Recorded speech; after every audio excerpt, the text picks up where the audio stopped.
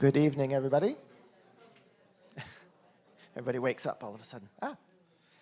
I'm Tom McCain from the Elphinstone Institute, and welcome all of you here on this 3 November Nacht.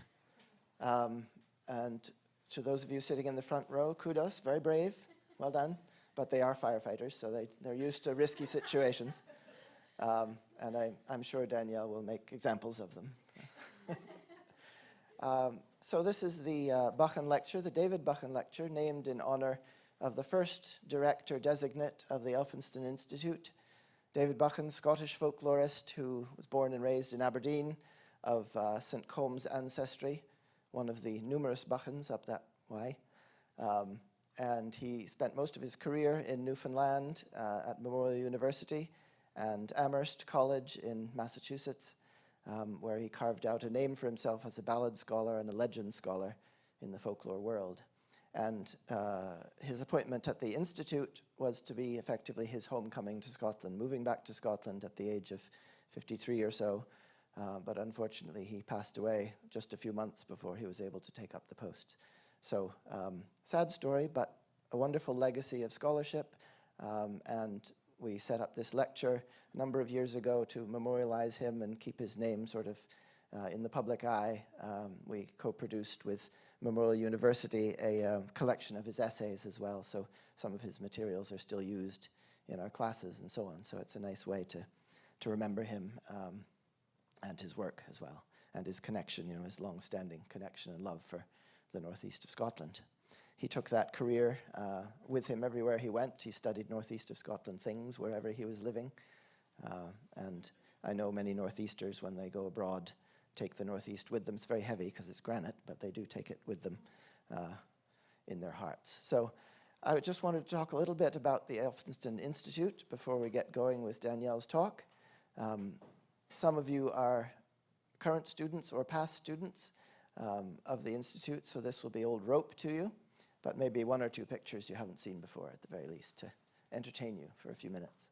So basically at the Institute we consider that tradition matters, and it does a lot of things in life. It connects us to each other, and I just want to run through some of the aspects of tradition and vernacular culture, ordinary folks' culture that we consider to be important and are part of our mission. Don't want to get too technical, but I always say to the students that folklore is the way we make sense of the world around us. Through narrative, the stories we tell each other, and I don't mean folk tales as such, not Cinderella, but just the stories we tell each other each day. You'll never guess what happened last night when I was driving home in the rain.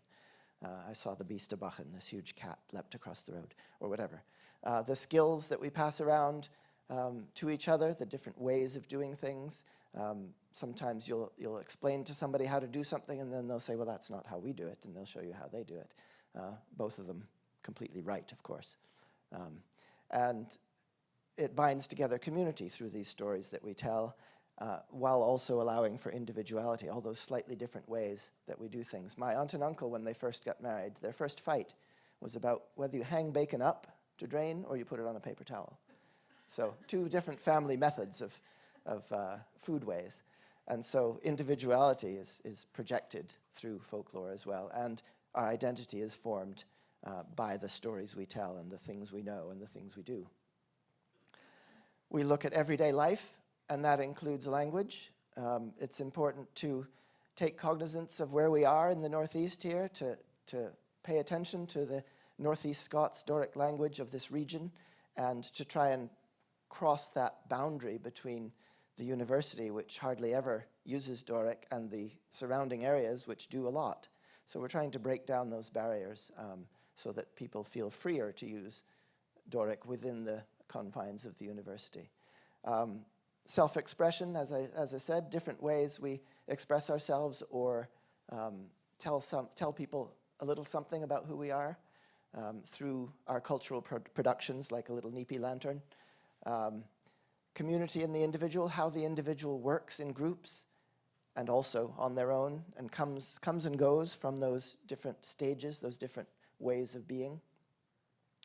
Co-production, that is, we work with our contributors, with neighborhood groups, with community groups throughout the Northeast, and individuals to shape the work that we do. So our research is not necessarily something that we've just dreamt up in the middle of the night and we decide to go research, but rather in talking with people and working with communities and groups, we shape the questions that need to be asked.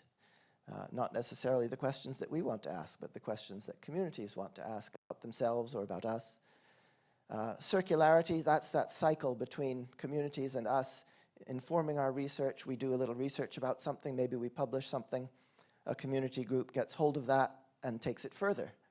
And so that round and round for cross-fertilization between us and the communities in which we work is very important to us. And also bringing in members of the community as staff members of the university. So in the early 2000s, for example, we had Stanley Robertson, traveler, singer, storyteller, fish filleter, worked in the fishing industry for 37 years, but was also a wonderful ballad singer and storyteller. So we had Stanley working with us in the university. So we try to break down some of those, what are considered barriers or seen as sort of solid walls that people can't cross. We try to be more fluid than that.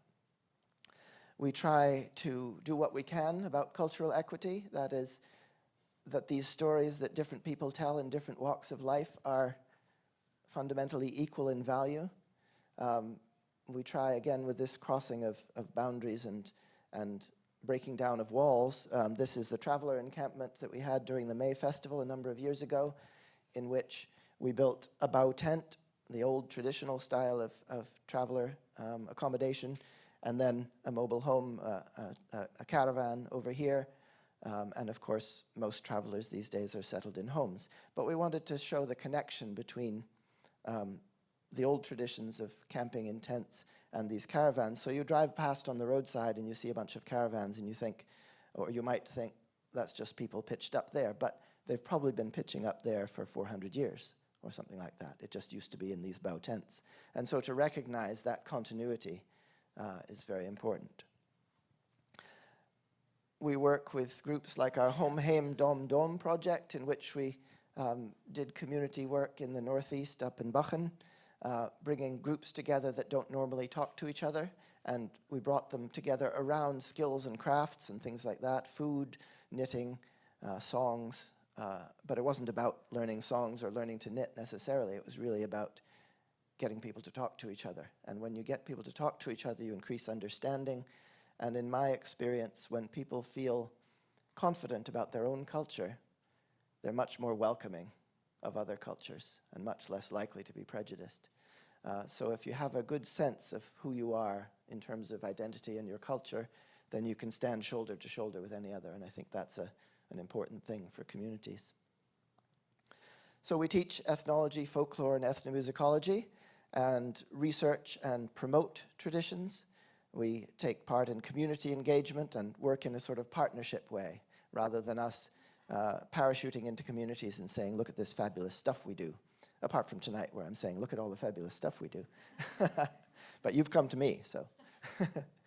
We explore culture and identity. We research traditions and creativity. People often think that tradition is static and passed down from generation to generation in a kind of fixed way. But there's a lot of creativity in it, and it's about this process, the function and meaning and process of the things we do with each other that really is what tradition is. It's those human interactions. So there's a picture of David Buchan standing on the lawn outside Elphinstone Hall to finish off my little spiel, and I will now introduce, with no further ado, a neighbor of my father's in Brooklyn, sort of, the other end of Brooklyn. And a wonderful guest to have. I've been looking at her book for a couple of years now. It's a really, really lovely book, an ethnography of a neighborhood or an ethnomusicology of a neighborhood, and this wonderful feature that I'm sure Danielle will tell you about, of punctuating the writing here with songs. Because as they say, writing about music is like dancing about architecture. So you need to have some music in your head when you're exploring these traditions. So I can also recommend this book highly. It's a wonderful read and a wonderful experience with that sort of multimedia angle.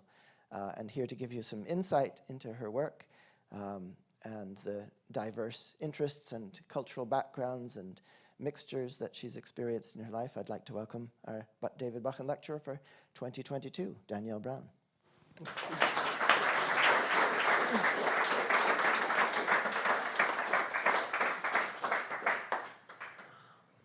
Good evening. Thank you, Tom.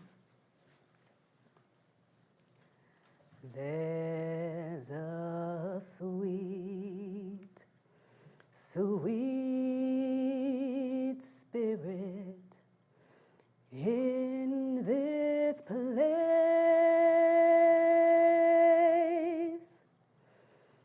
and I know it is the Spirit of the Lord.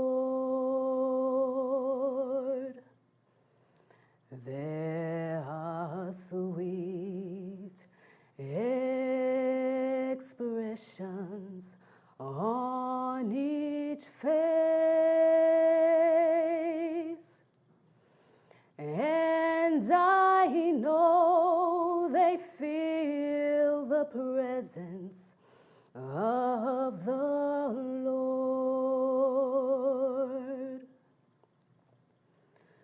Sweet Holy Spirit,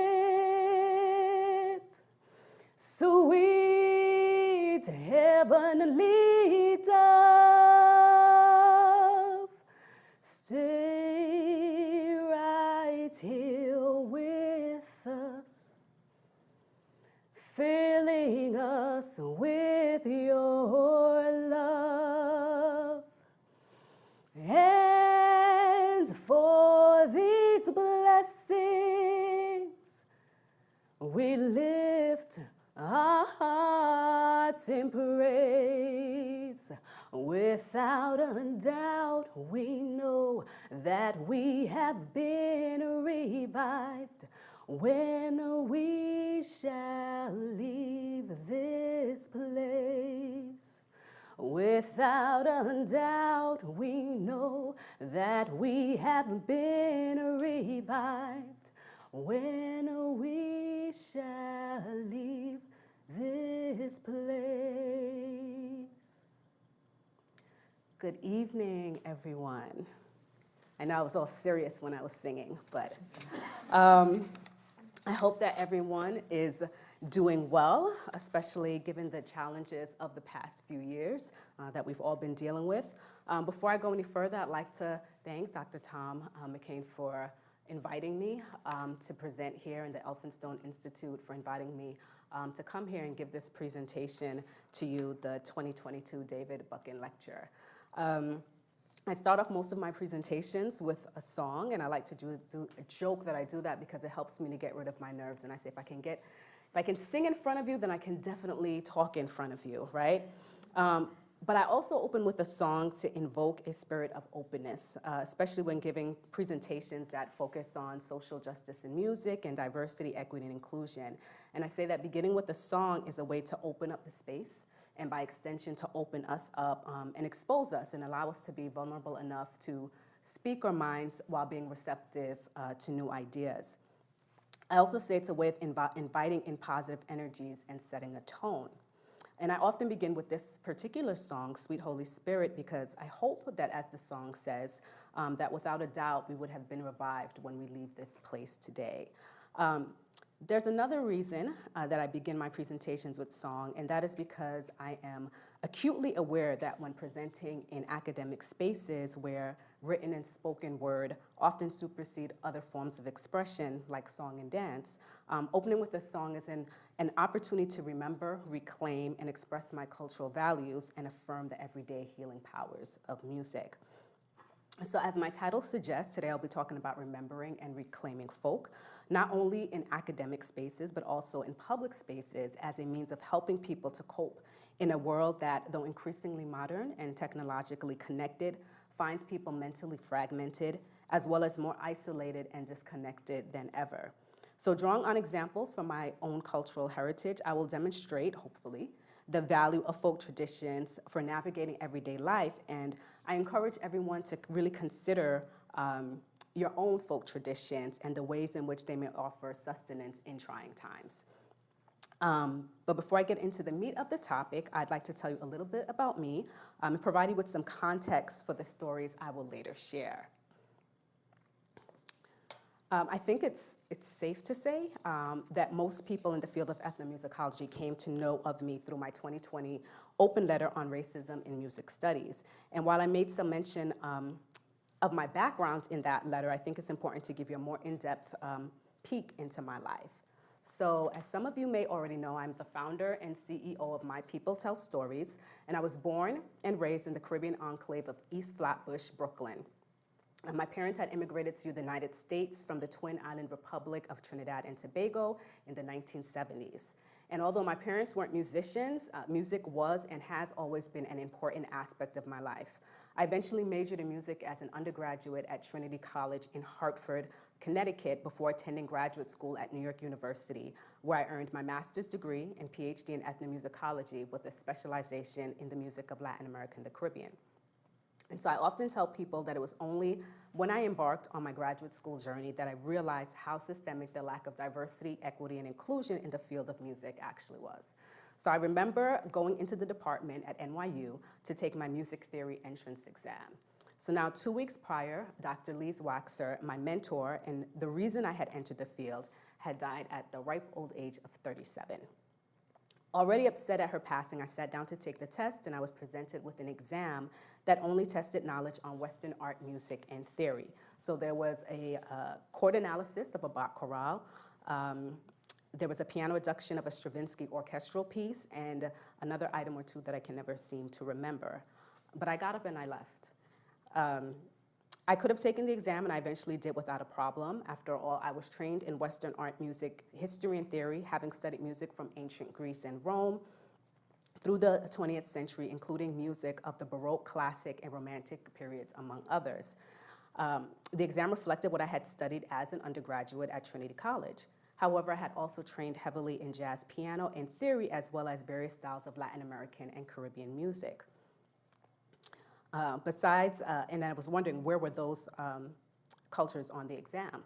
Besides, I had no intention of studying Western art music at the graduate level, so why was I being required to take an exam that had little bearing on my future work, but could potentially prevent me from continuing my studies and receiving the doctorate?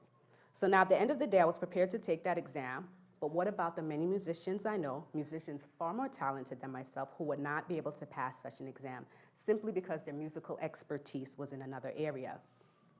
So my cohort was actually the last to take that music theory entrance exam. The department had decided to no longer require a theory exam as part of its entrance requirements. I probably would have created a new exam as opposed to removing it altogether, but ultimately that was the decision of the department. So now I want us to fast forward to the year 2014, when I leave my tenure track position as an assistant professor of music history and cultures at Syracuse University to start My People Tell Stories. And to be honest, I wasn't exactly sure what form the company would take. So to cover my bases, I built it as a publishing and production company. So essentially a place to house my scholarly and artistic works. But the premise of the company was always clear. People of color and marginalized people in general need to be telling and interpreting their own stories. So the tagline for the company is, if you're not telling your own stories, someone else is telling them for you. So the business was a direct response to my frustrations with academia, and especially my field of ethnomusicology, where historically people of color and their musics have been the topic of study, yet the field remained predominantly white. And not only that, it was clear to me that master's and doctorate degrees and years of study did not absolve people from thoughts or really ideologies that hurt people of color. It also became clear to me that my non-Western music foundations were not valued by the system of music education in the US, nor were my reasons for advanced study. So my experiences in graduate school and later as a college professor led to the company's first publication, East of Flatbush, North of Love, An Ethnography of Home, which Dr. McCain talks so kindly about. So the book is an ethnographic memoir that uses music to tell the story of growing up in a Caribbean enclave in Brooklyn. And so I wanted to tell my story, or tell the story of my culture in a way that was informative, accessible, and more in line with the storytelling traditions of my heritage. I also wanted to express that my music education did not begin formally in school, but at home, in my household, and in my neighborhood. And furthermore, that education was just as valid if not more so than what I had received in school.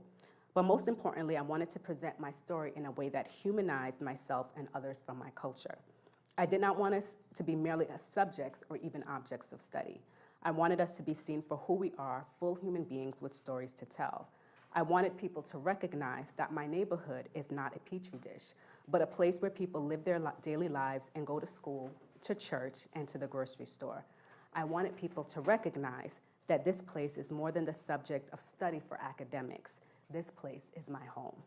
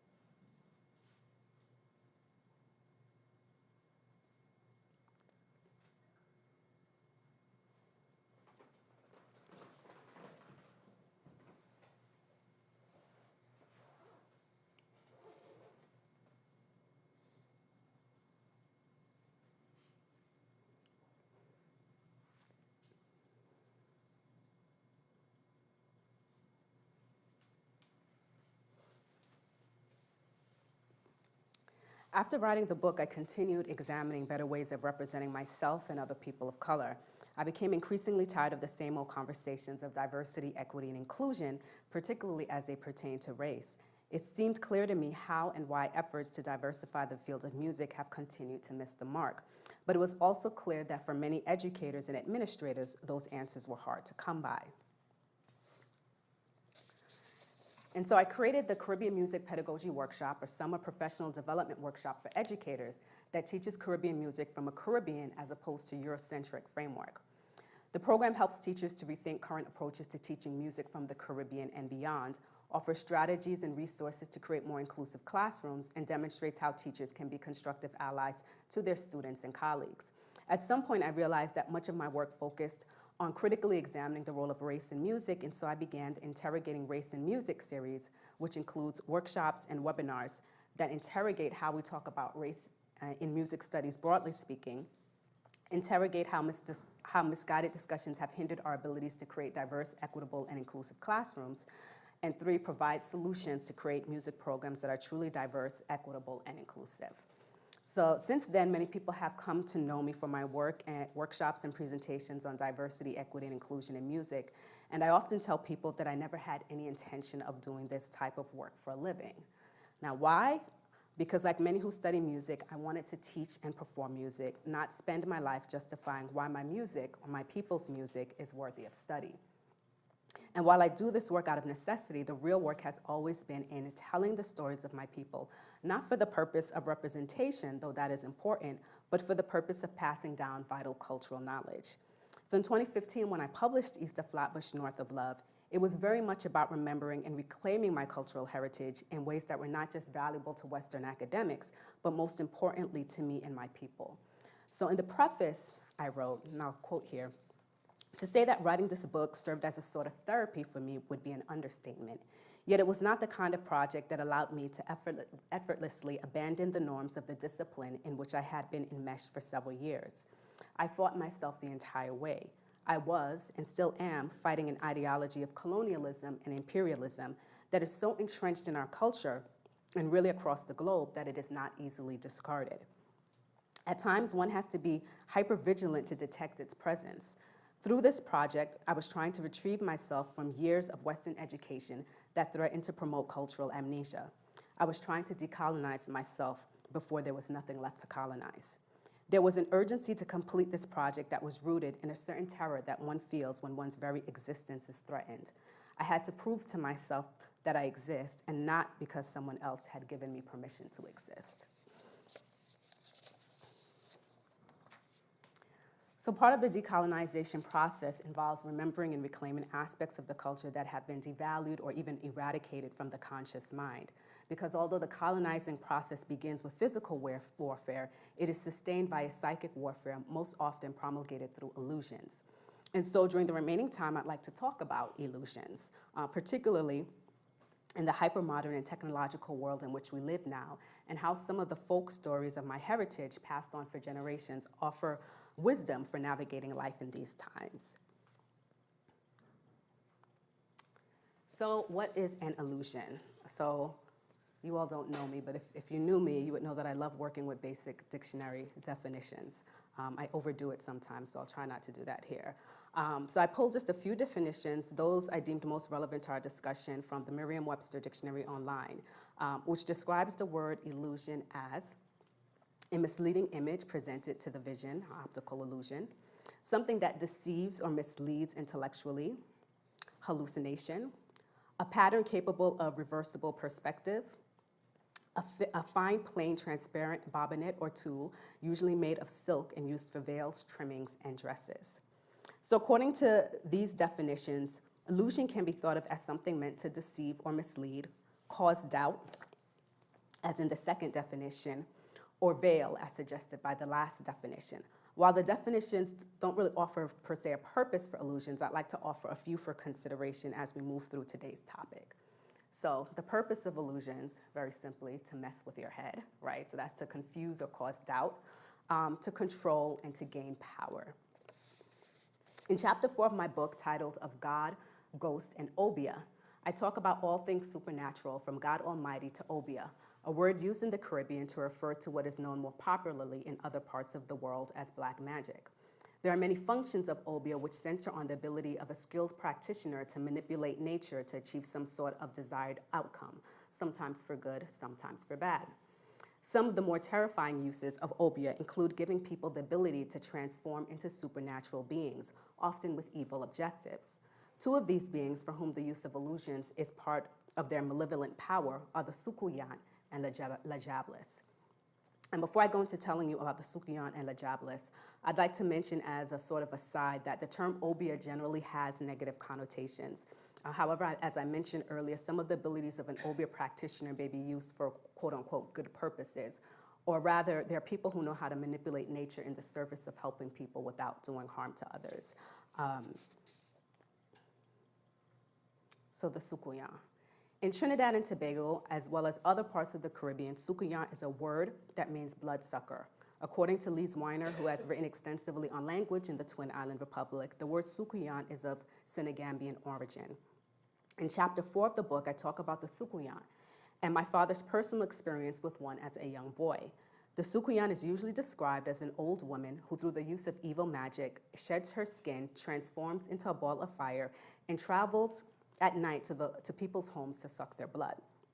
So the telltale blue marks left on a victim's body are evidence of a Sukuyan's presence.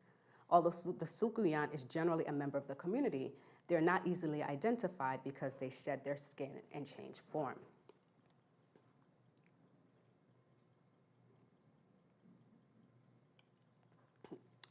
Lajablis is another supernatural being that preys on the community, in particular men. The word comes from the French and translates as the devil woman.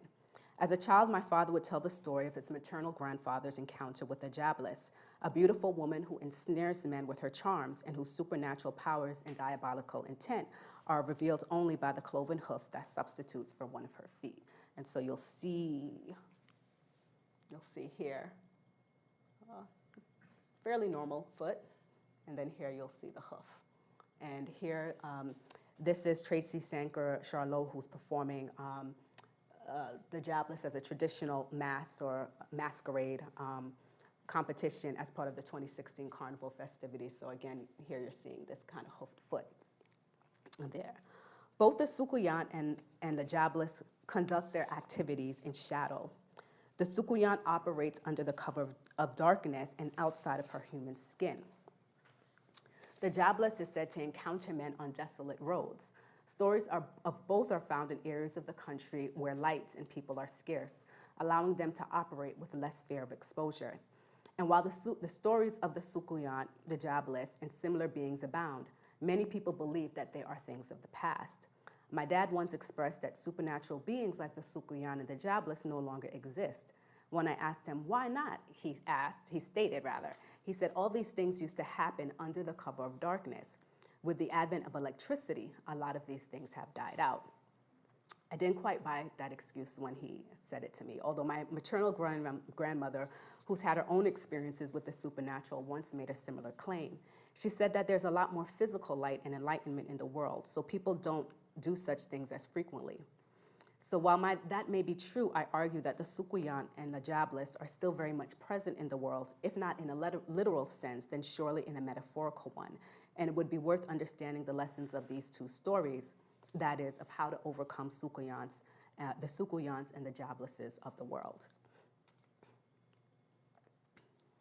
So I'm a person who I approach life from the perspective that there really is nothing new under the sun, right? So I think that human beings have been enacting the same virtues and vices since the beginning of time, albeit dressed in different clothes, representative of different historical eras.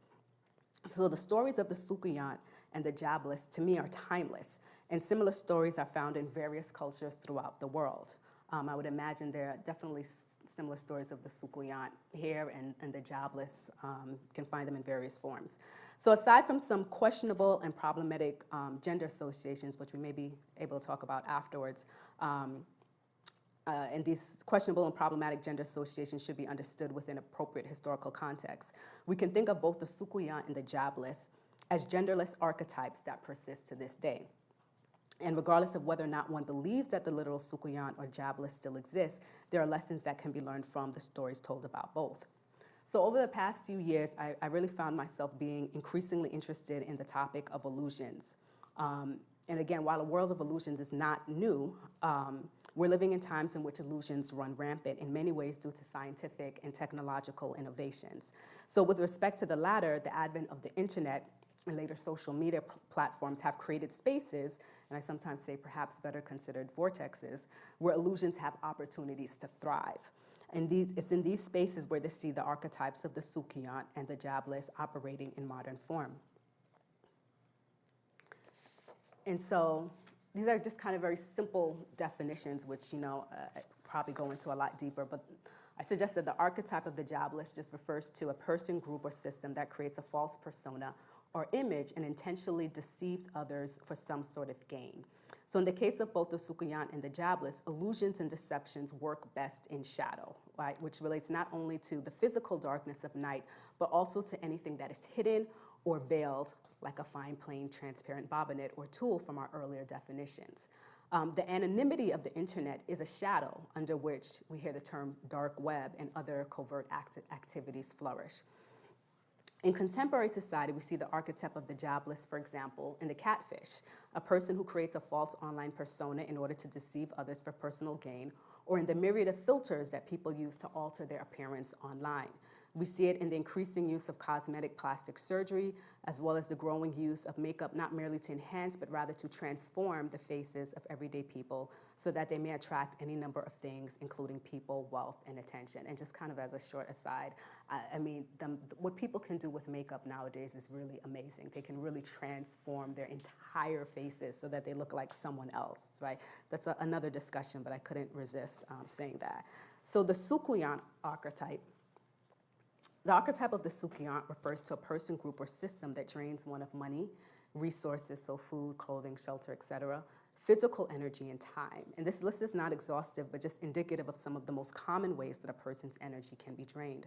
The archetype of the Sukuyant can be seen in people who will do anything to sustain themselves, even siphon another's energy for their own benefit. The key here is that the victim is unable to use that energy, their own energy, for themselves to accomplish their goals. So like the Sukuyant, those who fall under this archetype operate under the cover of darkness, that is in secrecy, cloaked so that their true identity will not be discovered. Again, all the better if the victim does not recognize that their life force has been diminished. So in 2000, in 2000, Tree Canal, a rap soul group from Trinidad and Tobago, released a song called Salt, which uses the metaphor of the Sukuyant to talk about political corruption in the country. And so I'll play the video for you. Hopefully you'll understand some of the lyrics, but also I like this just also for the imagery that it has as well. So. Please, sir, may I have some more?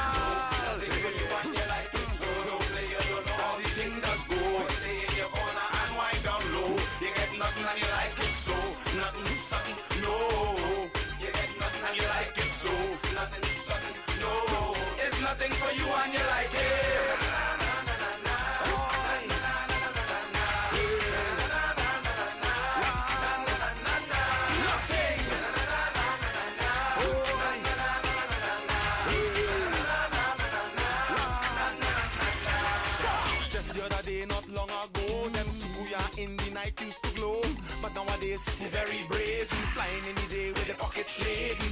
Change the skin, all the skinning and the grinning. Set up the self and then they start sucking. Sucking for the partner, sucking for their friends. Who sucking and they sucking like it have no sucking end. And hidden frenzy is at hand. So we are sucking the blood of the land. So we gonna suck you chin, chin, chin. You better put some salt on your skin and brace yourself for the ball of fire. You've been come to build the empire. Brace yourself for the skinning and the grinning. Blood in the mouth and hear what they say.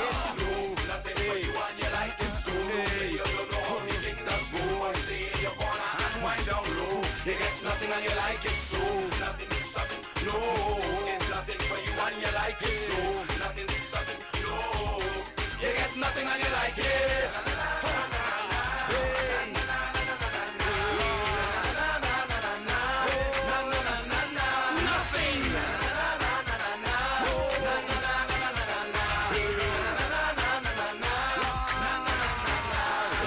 25 licks you like.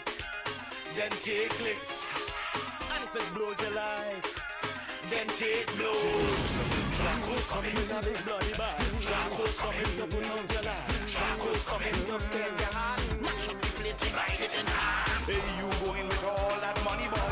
Where you going with all the people money? Hey, you going with all that dough? Where you think it is at all? I'm sure. What you gonna do when the people come for you? What you gonna do? I say, what you gonna say when the people come your way? What you gonna say? What you gonna tell them? No, nothing for you and you like it so. Don't play, you don't know how the thing does go. Boy, stay in your corner and wind down low. I don't think so. The people ain't taking that. So no, the people ain't taking that. The people ain't taking that. No, the people ain't taking that. The people ain't taking that. I say the people ain't taking that. The people ain't taking that. No way, the people ain't taking that. Vampire come in to launch the attack. Smile on the face, but I stab in your back. What about the issues? What about the facts? This wrong, the people ain't taking that. No.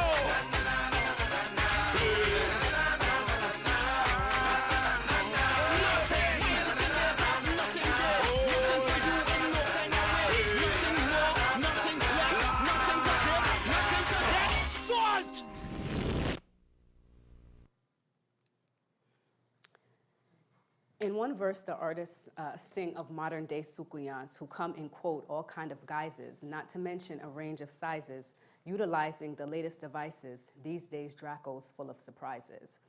As the song suggests, the archetypal Sukuyan is not merely a bloodsucker, but comes in all forms and can drain you in ways big and small, from the accountant who is secretly stealing your money to the friend who constantly wastes your time talking about nonsense.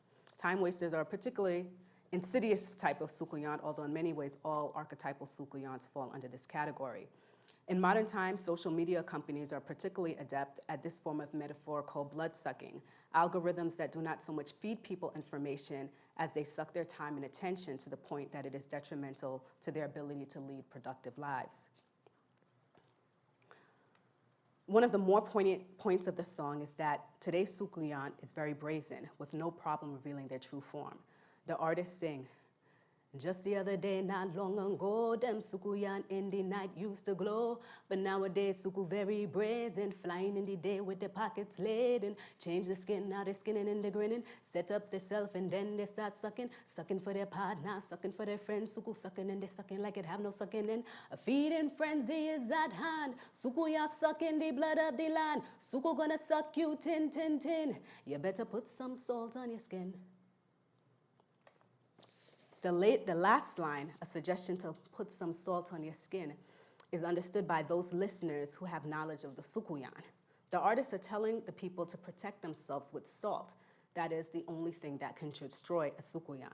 It is said that when a Sukuyan sheds her skin, she places it in a mortar, a type of container, where it is protected until she returns from her midnight marauding.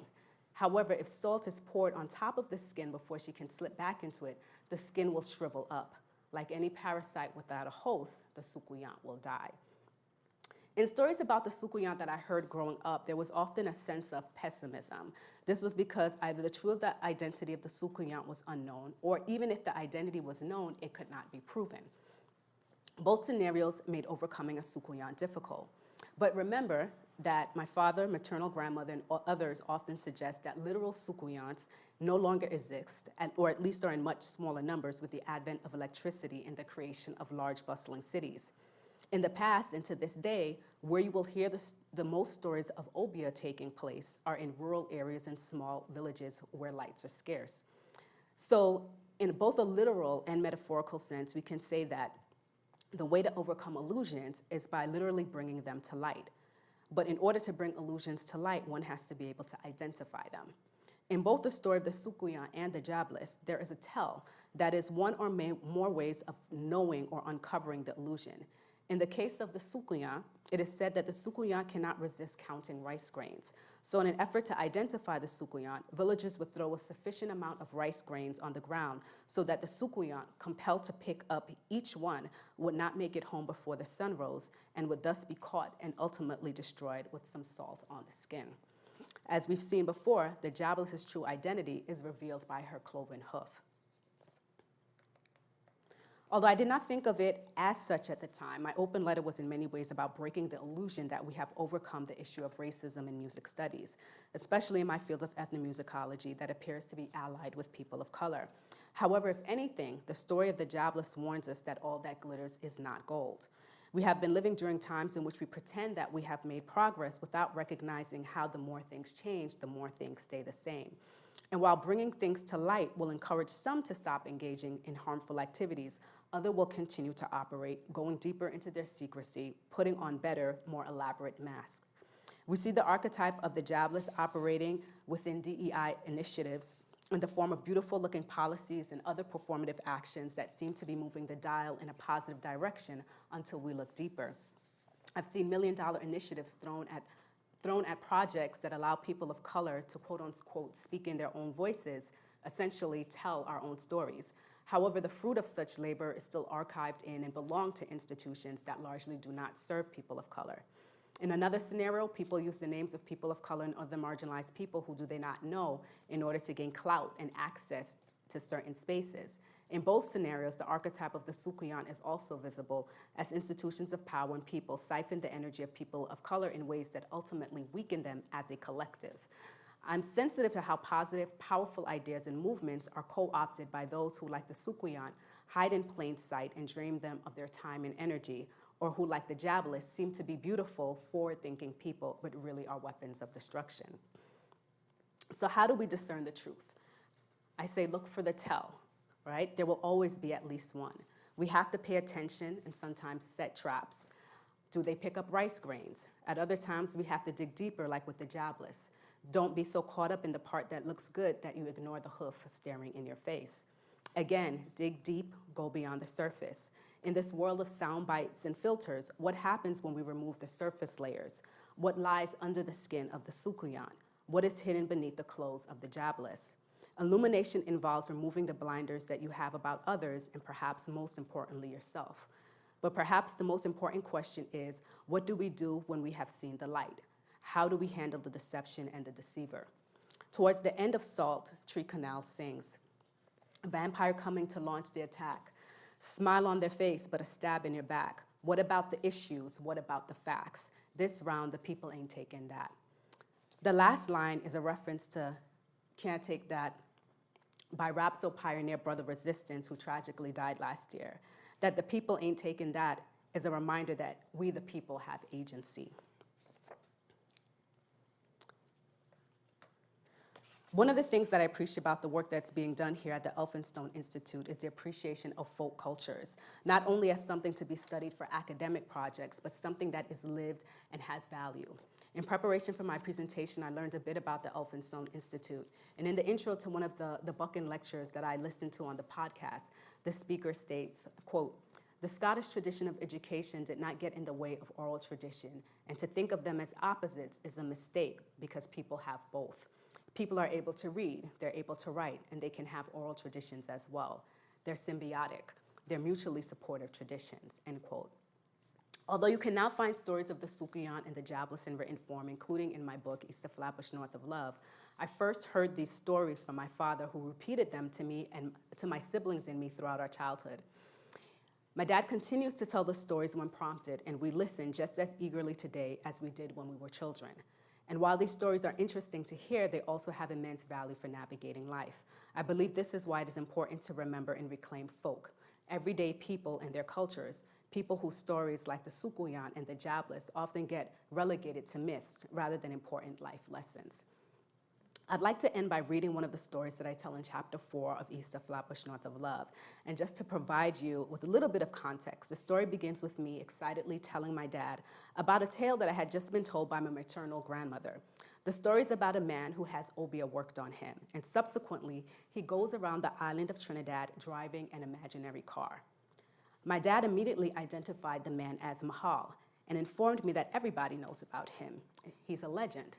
And so, as I close this story, I hope you're able to see the true purpose of an illusion, whether through magic or technology.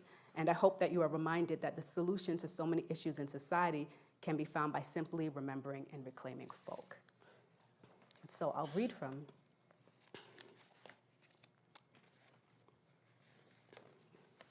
gotta take off my glasses. Although there are several versions of how Mahal came to drive an imaginary car, most claim that he was a witness to a crime, and in order to prevent him from testifying, someone worked obia on him. In a 2006 online article in the Trinidad and Tobago Newsday, the author begins a story on quote-unquote bygone characters with a retelling of the story of Mahal. In this story, Mahal and his sister were the only eyewitnesses to a murder. However, the morning of their court appearance, quote, "The woman woke up staring mad. She believed she was a seamstress and sewed continuously for most of the day on an imaginary sewing machine," end quote. Her brother Mahal was also afflicted and would spend the rest of his days driving an imaginary motor car. And I quote from the paper, "Will the accused please stand to hear the verdict?" the judge said. The murder accused stood up looking more like an athlete about to receive an Olympic gold medal. The judge continued, "Since no witnesses have come forward, the case is dismissed. You may leave the court." Out in the street, it was noticed that the free man, shook the hand of a notorious obia man, end quote. My grandma's tale differed somewhat from my mom's and from other accounts that I casually perused online after coming home later that afternoon. In her version, Mahal used to transport money for those who worked in the oil fields in the southern portion of the island. He would travel from town to Sando until one day he was ambushed, and the money used to pay the oil workers was stolen. He and his driving companion were to testify at the trial of those accused of the robbery. However, when it was time to take the stand, Mahal wasn't much use to the prosecution. "He only going so," my grandmother said. While sitting at the edge of her bed, she made like she was driving an imaginary car. Then she got up, turned the wheels of her imaginary car, and made a right corner around the bed. "He going so," she gestured. Mahal's companion was equally useless on the stand.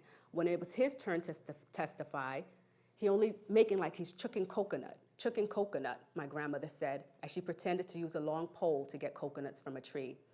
When my dad and I finally arrived home after driving the short distance from my grandmother's house to ours, no one else was there. I excitedly waited for my mom to arrive so I could tell her about Mahal and the other stories I'd been told. As soon as she got home, I bombarded her with my newly acquired tale. "I know about Mahal," she said. Again, I was a bit disappointed, but there was a twist to my Mahal story, a kicker, if you will. Information that neither my mom nor my dad had previously known. But guess who was in Prescott-Alley? Prescott-Alley is where my mom grew up. But guess who was in Prescott-Alley? "Who, Mahal?" my mom asked excitedly. "Yes, and Grandma's mom fed him." My grandmother had begun her story of Mahal's visit to Prescott-Alley by telling me how generous her deceased mother Mercy was. She was always giving, even though she had very little, she said. One day, Mahal came into the yard in Prescott-Alley, weary from travel. He sat down in front of their house and requested that my great-grandmother make some food for him. She willingly obliged. Soon, word of Mahal's appearance had spread, and the neighborhood was abuzz with excitement. "Look, Mahal," people shouted. My grandmother's description of Mahal was very similar to other eyewitness accounts that detailed his large calves and protruding veins. "And he calf big so," she said, looking down at her calf and then up at me while gesturing. She surrounded her calf with both hands, an indication of just how large Mahal's muscle had grown by his incessant driving around the island. I told my grandmother that the story of Mahal reminded me of a scene in one of the X-Men movies.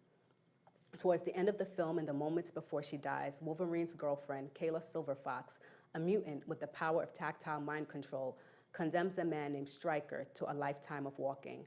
She tells him, "Walk until your feet bleed and then keep walking." And that's precisely what he does. My grandmother nodded her head. Mind control, that's it, mind control. For my grandmother, Obia was very much about mind control. She asked me if I didn't know how in Tobago and in the country, people would sometimes find themselves following a light that had no known source. Some would walk all night, and the unluckiest ones would walk themselves off a precipice. Mind control. Thank you.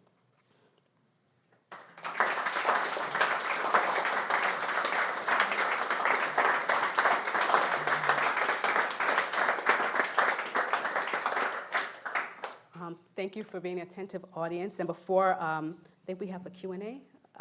Before we get into that and before I forget, I have a few copies of East of Flatbush, North of Love with me. So if those of you who are present in Scotland can use the link to purchase a copy. Unfortunately, at this time, we don't ship from the US to Europe. So, but I do, so I can bring something back for you. So thank you so much, Danielle. Fascinating, and draws attention to some universals of folk culture in that there's wisdom about navigating the world around you, and the way that Three Canal uses traditional imagery and ideas to tell some very relevant stories about right now. I think it's very enlightening. So open the floor to questions and comments. If anybody has something to offer or a question, anything like that. Don't be shy.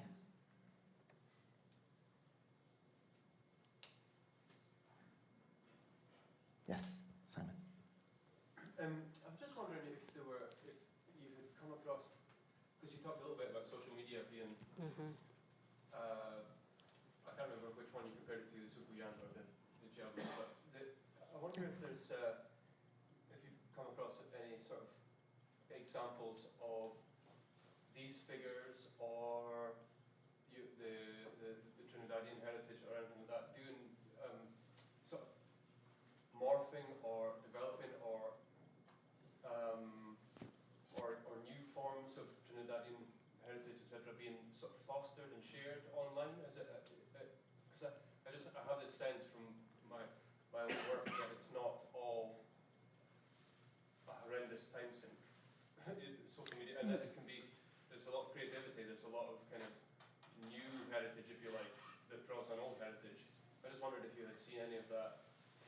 Yeah, I mean, nothing, I will say this, nothing is all good or all bad, or we can recognize the good but then recognize the bad too. So let me see, with Obia, so I'm just gonna, those of you who I met earlier know I can be a little circuitous, but so with Obia, thinking about Obia, that it has negative connotations in general, but I always say some of the same people who have knowledge to do bad, there are also people who have knowledge to manipulate nature in such a way, but also to do good. And sometimes people kind of conflate the two. Yeah, there's also things that are happening positively, so one, again, the internet in many ways, and just the advance in technology, it allows us in many ways to be able to connect to each other, which we would think would be a really good thing, right? We can connect with each other in positive ways. But then we also have to look at, okay, where's the mask? So I'll say, for example, when you look at algorithms, for example, and I'm not a tech expert. So I'll just say that, I'll preface by saying that. But one of the things when we look at, for example, algorithms, and so we think we're all connected in the same ways, but people are watching their own feeds, right, all the time, and they're being presented with their own ideas.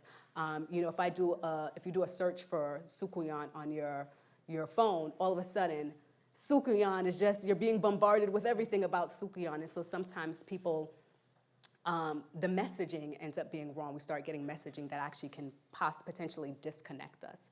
And so the idea is thinking about, okay, where are we experiencing the Sukuyan, or where are we experiencing the jobless within things that we think are safe, right? So the jobless seems like it's like all pretty and great, but there's danger looking there. But yeah, there's definitely positive ways of people connecting, and definitely people are able to connect with, learn more about their culture online. Sometimes there's false information, so that becomes a thing of like, what's actually right? But we have the ability to do a lot more research now. We have access to a lot more things than we've ever had before. But then again, where are the pitfalls in those things? But yeah, definitely people are connecting online. People are sharing folk stories online, and you're able to hear different versions, which was for me interesting with the Mahal.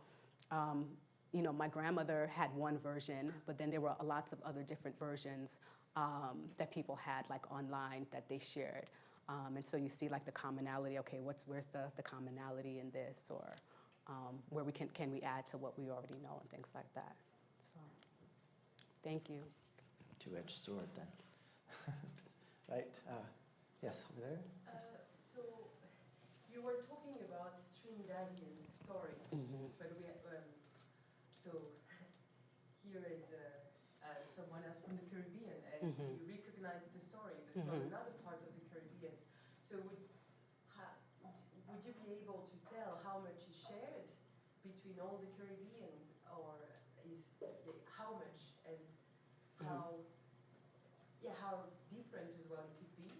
Yeah, so these stories are found throughout the Caribbean. You'll hear maybe slightly different names or slightly different ways of spelling and things like that. Right, so we'll say exactly, so you'll hear different pronunciations, you'll see slightly different spellings.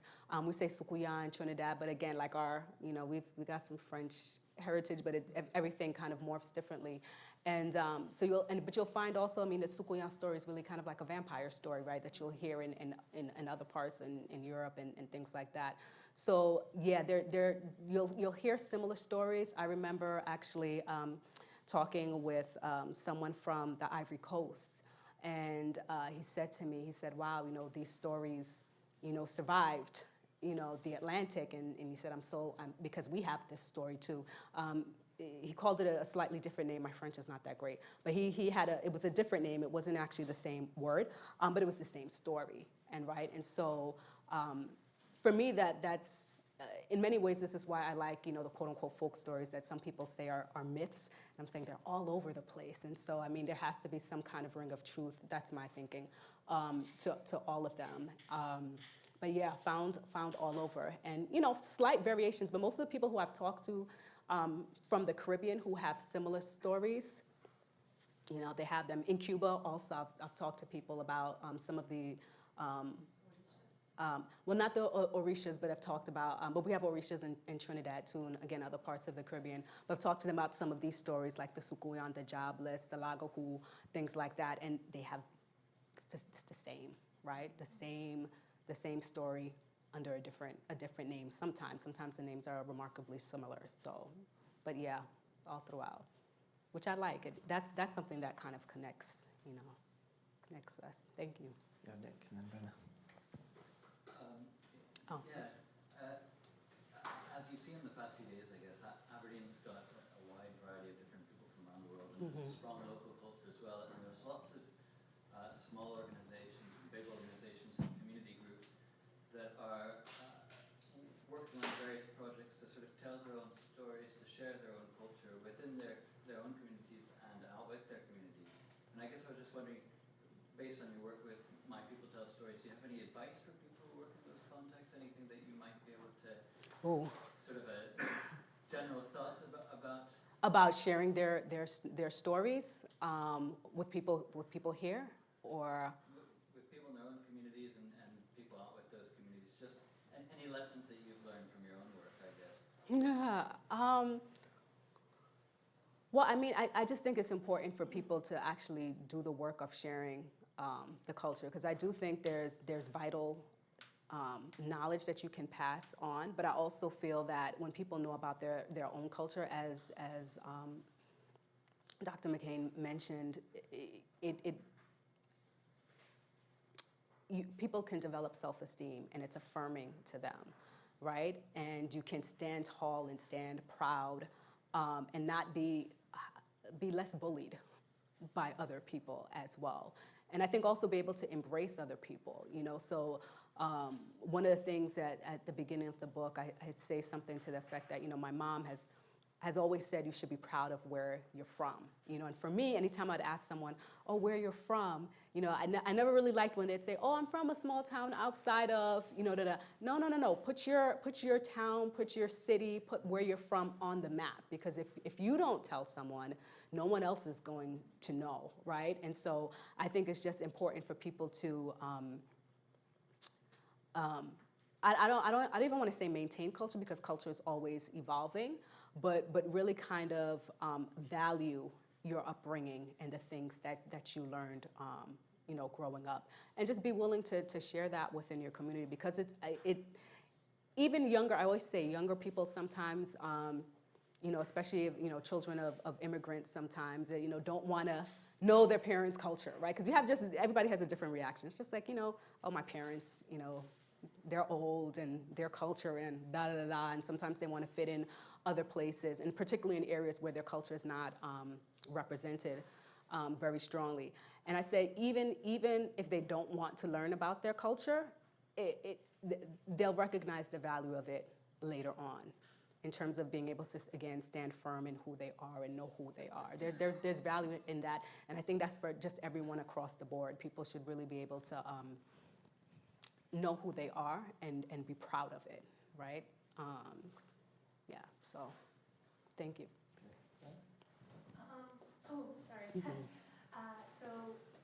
Because of your history, your family, your heritage and stuff, you work with a lot of Trinidadian, Caribbean communities. But I'm just wondering, does My People Tell Stories reach out to any other communities and cultures, or is it just specifically for that work within ethnomusicology and such sorts of things with your personal connection for things, or are you starting to branch out anywhere into other communities? So I'll say, so My People Tell Stories is for me, in a way, it's kind of like my, it's like the hub for my artistic, my scholarly, my artistic, my creative work. And so that just involves whoever I'm involved with. Most of the work that I do, I say, pertains to people of the African diaspora, specifically the Caribbean, since I grew up in a mostly Caribbean community. But also not just people from my Caribbean community, but from other places too, like Puerto Rico, Cuba, and just had a thought. Those of you who met me earlier know I lose my train of thought quickly. So I do work with my community, also born in the U.S., so Black American culture as well. But I do, as I said, my people for me is very kind of broad. And I kind of joke that my people can be whoever it is that I'm working with at any given time. So, you know, today, my people are the people who are in Scotland, right? My people tomorrow can be somebody else. And I use it, that's why I kind of like that title, My People Tell Stories, because my people can be anybody at any specific moment. Earlier today, I was talking about a friend of mine who I said, oh, you and your people. She said, what do you mean? I said, coffee drinkers, because you just drink so much coffee. So all of you who belong in that category of people who drink coffee, those are your people, right? So I really work with a wide array of communities, but mostly I'm focused on the African diaspora, broadly speaking.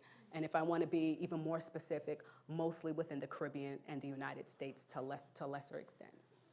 Yeah. Thanks. Thank you for such an inspiring, thought-provoking talk. I just wanted to ask, the archetypes that you discussed in your talk, do they always appear in a feminine form? And do you think that's significant? Right. So the gender, there's some hairy things with the gender, or some things I should say that we should consider, and really looking at the Sukuyan and the jobless in a historical context. So there have been some scholars who have talked about the Sukuyan in particular of generally being an older woman, and kind of this notion of people wanting to accuse people of being Sukuyan so they can take their possessions. So say it was an older woman who didn't have any children, didn't have a husband, and had land, and you know, people kind of attacking them, saying Sukuyan in an effort to maybe get their possessions. So there's a thought about that. And that's why I say, for me, that when I talk about the archetype, I want to make it's genderless, because, you know, for purposes of thinking, at least metaphorically, men can be Sukuyan and they can be, you know, a jobless. But yeah, those two in particular. We have other kind of supernatural beings that aren't gendered in that way, but those two have been considered women. They've been passed on as women. And another thing I'll mention about the jobless, there's a saying that the jobless is, to a certain extent, the spirit of someone who was wronged by men. So almost kind of trying to get these men who in the present day may have been doing some not nice things to women, and almost kind of a curse on the men, and some stories on the men and their families, the males in certain families kind of have this curse of the jobless on them. So, yeah, thank you. Yeah, the theme of illusion tonight seems to have been used in a predominantly folkloric, metaphoric context. I was wondering about the ethnomusicological variation of that, whether it's possible for this to be conveyed within the music itself, in the instrumentation, in melody, in any form of accompaniment, and if so, whether that's common. So when you say, portray within the music itself, do you mean the illusion, or what aspect? Just to... I suppose an attempt to create an illusion. Oh, that's another story I almost don't even want to touch on, but that would be something for further investigation. So there, you know, there's a lot of talk about just in terms of what music can do to people, how music makes people feel. People talk about frequencies. I mean, in African diasporic context, going back to Orishas, using music to call down certain spirits and things like that. So that opens up like a whole can of worms. And then there's a lot of talk of people will talk about different frequencies of music affecting people in different kinds of ways. I don't consider myself qualified to talk on all of those, but I would, just to kind of answer your question, what illusions may be kind of, some of those things weren't like really illusions that I was alluding to, but just kind of,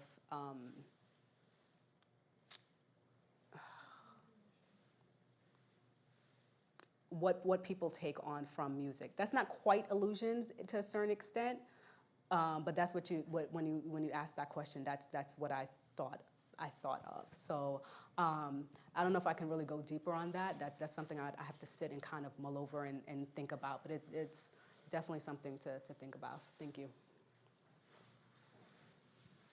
Okay, one more? Yes, go on.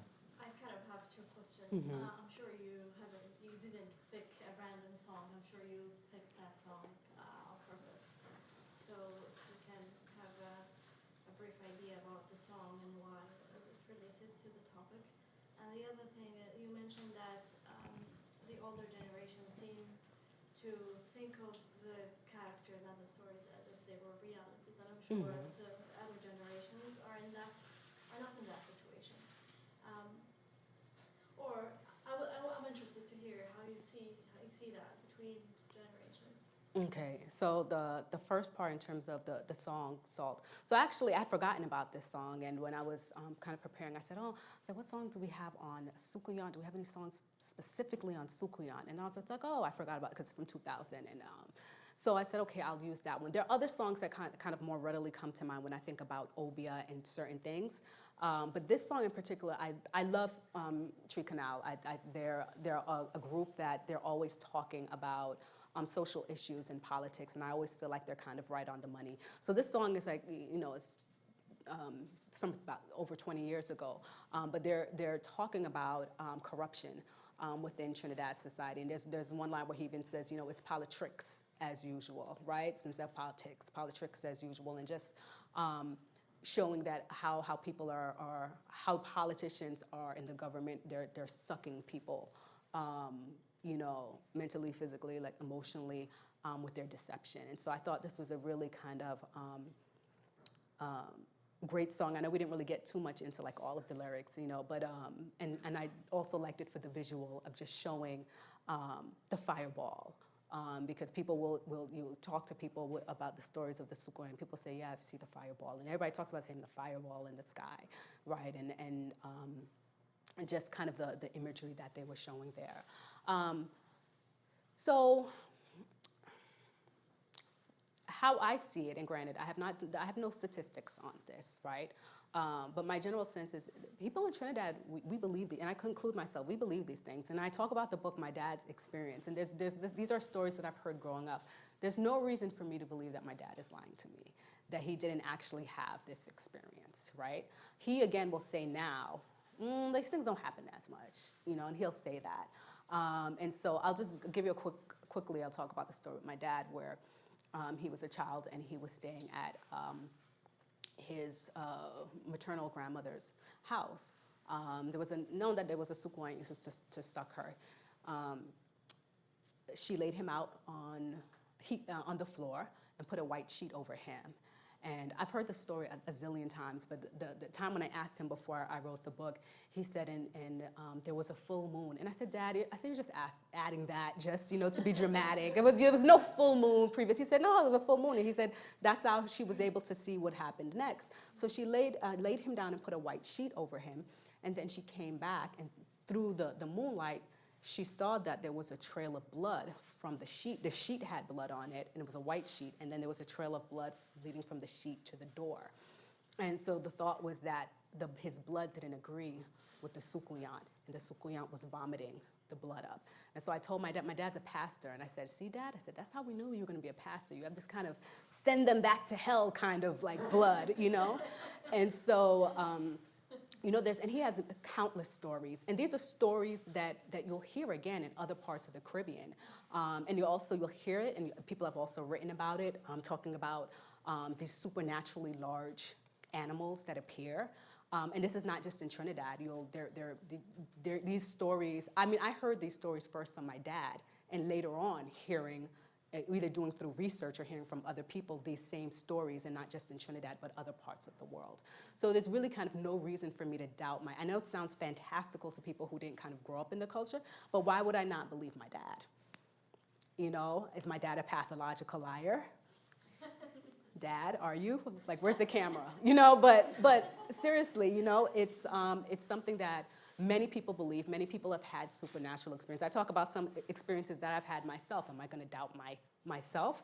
You know, I'm hoping I'm not like just out of my mind, you know. So these are things that are talked about very, I know I've had friends in the States, so how do you talk about these things so regularly about spirit and supernatural? And I said, because I grew up in a Caribbean context where these things they're not strange.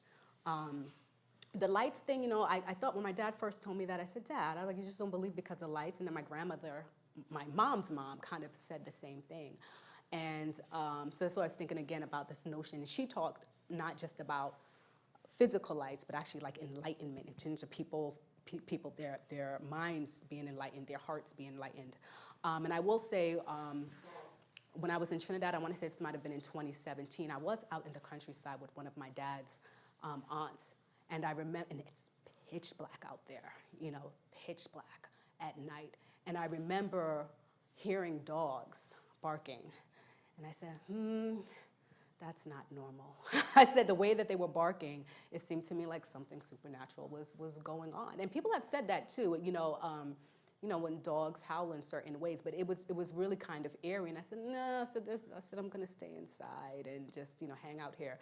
But yeah, so I don't think in terms of the older generation and younger generation that there's necessarily that much divide in terms of believing these things. But again, I have no statistics on this, so I couldn't quite give you the numbers. This is just kind of my general sense of how people react to these things. So thank you. Oh, two more. Okay. The last statement you made is what is happening in Africa, because we're discouraged from believing this kind of story. You are Christian now, you are Muslim now, you don't believe in this. But our parents tell us some of these stories. And a lot of people are trying to go back to their traditional worship because they feel that we're missing out something. Something is happening and we're not capturing it. So they're kind of conflict going on. Should I believe this or should I not believe this? The second point again is about our children growing up. It's not that they're not interested in a folk story from Africa. It's just that we are not telling them. Last year we have some work with young children, and they came out and accused us, the parents, asking us, why are we not speaking our language with them? Why did we give them this kind of name and not traditional name? So they're quite interested in knowing more about their culture, and that's what they just want to pass around. Especially mixed race children. They want to know more about their African culture, but their parents are busy teaching them English and other things. And they're yearning for something. And I always tell our people that they have two cultures. So they are richer in knowing the two rather than one, because one part of them is always questioning. They're eager. And people phone me from Glasgow and Edinburgh wanting their children to learn something, or I should suggest some African names to them. So there's desire for African children to know more about Africa. I just want to comment. I think thank you so much for expressing that. I think it's so funny because I think a lot of times, sometimes the kids who are getting the culture don't want it, and then the ones who aren't getting it are saying, why aren't you giving it to me? But I'm glad that they're doing that. And you know, there's something special about every generation, but I see some of the young kids coming up that they are very interested in certain things. I think because they recognize the value of it in ways that previous generations didn't. So I'm actually very heartened to hear that they're interested in that. And hopefully the older generation, the parents, whoever the family members, will give them that information, because it does make them stronger at the end of the day, you know? And it's important to really kind of not let that go, because I'll say, just even with language, a lot of times, you know, even with patois in Trinidad, there's certain languages that people did not pass on to their kids, and these languages have become lost, and then afterwards people feel like they are missing something. For whatever reason, they feel like there's a piece of them missing. So I'm glad actually to hear that, that the kids here, they're wanting that, they're desiring that. Oh, that's a little pressure. You mentioned that belief is still quite strong. Do you notice that the stories are evolving to adapt to a more modern time? Things are being involved that would not have been involved years ago? In what sense? If there are like new versions of the Yes. stories? Not that I know of, right? So in a way, are people still seeing, well, is the question, are people still seeing like the Sukuyan, for example, today? Or is there kind of a new telling? I guess both. Are there stories that reflect being from now? As in, if someone told you this happened yesterday, would there be a story in which they were walking around playing with their phone? Okay, And then suddenly... So are these stories still being, people hearing them today? Yes. So with the Sukuyan, I don't know I only really know the story from my dad and then from like, just other people kind of casually talking. I don't know if, say, for example, someone my age, I haven't had a conversation with, say, like one of my cousins and they said, oh, I saw Sukuyan, or anything. I'm not really sure because I haven't had those personal conversations. I'm sure I can maybe go online and look and see, but I have not had personal conversations with people from younger generations who have said they've experienced those things. And again, a lot of people will say those things are things of the past, except maybe outside of kind of these really, areas that are, like I said, where my great aunt lives, where it's really out in the country and it's still very, very dark at night. So I don't know. I personally don't know of those happening. Other supernatural things, yes, but not necessarily like the Sukuyan and the Jablis. But other kind of stories, yes, I've heard those. I think it also depends on the person because I'm not saying it doesn't exist, but I would not happily believe in that. Some people my age, they would tell me when I was a kid, they would say, oh yeah, I saw one. So people my age also still believe. But it also really depends on the person. I think there's less now than there used to be. But there's still some believers. Like you can choose to believe in God or no, and people choose to believe in the supernatural and the supernatural or no at any age or generation. Yeah, and I think it also depends on how close you are to people who have said they've had these experiences. So if you've had, if somebody here told me, oh, such and such happened, and I'm like, oh, I don't know you could be lying to me, right? But if, somebody who's close to you have said like, oh, we've had such and such experience, then you're more likely to believe it as well, which I think, again, goes back into like, people believe some things and people don't believe some things, but yeah, so. But things are still happening, but in terms of like, stories of the Sukuyan and the Jablis, like present day, I don't personally know of people who have said like, oh, I've seen a Sukuyan, like yesterday. No, I personally don't know. Okay, we'll wind up there, but a couple of things. First of all, join our mailing list. There's a form over there if you want to find out more about what we do and certain events that are coming up. We don't barrage you with sales, don't worry, or endless stories about Sukuyan or other elements.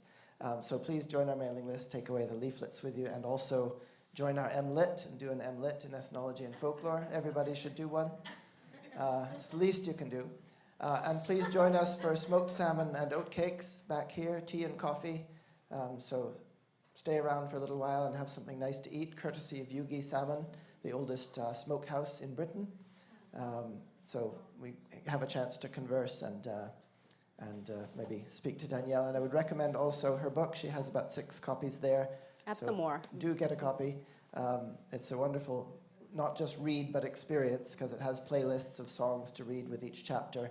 A very sort of multimedia experience while you're reading it. So we'll finish off with a thank you to Danielle and join us for something to eat and conversation. So thank you again, Danielle, for Thank you, fascinating talk. Dr. McCain. Thank you.